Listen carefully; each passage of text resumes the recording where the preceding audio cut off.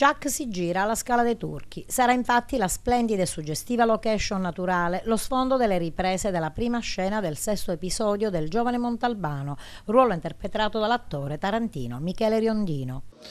Beh, è un'emozione particolare quella di venire nella terra che ha visto nascere sia l'autore che il personaggio, che ha molto dell'autore.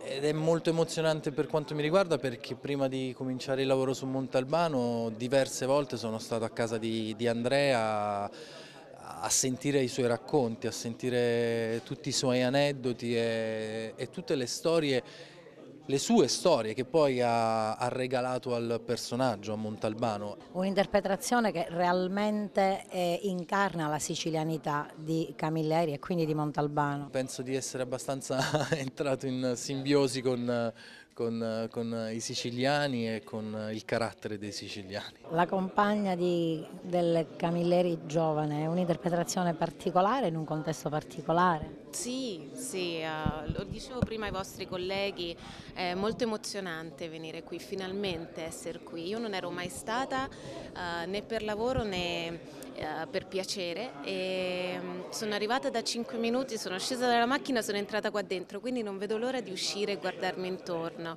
Voglio vedere la statua di Montalbano, voglio capire e respirare quest'aria che secondo me è molto magica. Al via da stamane le riprese della prima scena simbolica che veicola l'immagine e l'anima letteraria dello straordinario scrittore Andrea Camilleri. Abbiamo scelto proprio la Scala dei Turchi come simbolo e come luogo geografico che riassume un po' le bellezze, la letterarietà e un po' l'essenza della Sicilia in questa prima scena della sesta puntata, in cui sembra che Montalbano dovrà andarsene dalla Sicilia. Il cast è stato ricevuto dal sindaco della città empedoclina, Lillo Firetto. Per noi oggi è un giorno veramente bello, perché da tanto tempo abbiamo inseguito questa idea di ricongiungere la vigata letteraria con quella cinematografica. Oggi ci riusciamo.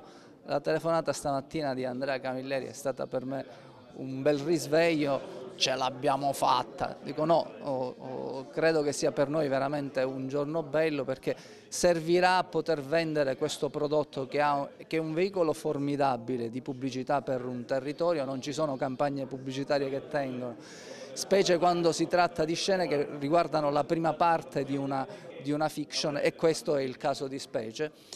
Per cui oggi è un bel giorno. Questo è un evento straordinario anche per l'Unione dei Comuni. La nostra Unione dei Comuni, Realmonte Porto Empedocle, infatti è denominata Vigata Scala dei Turchi, e quindi oggi un po' si concretizza quello che è il significato della nostra Unione.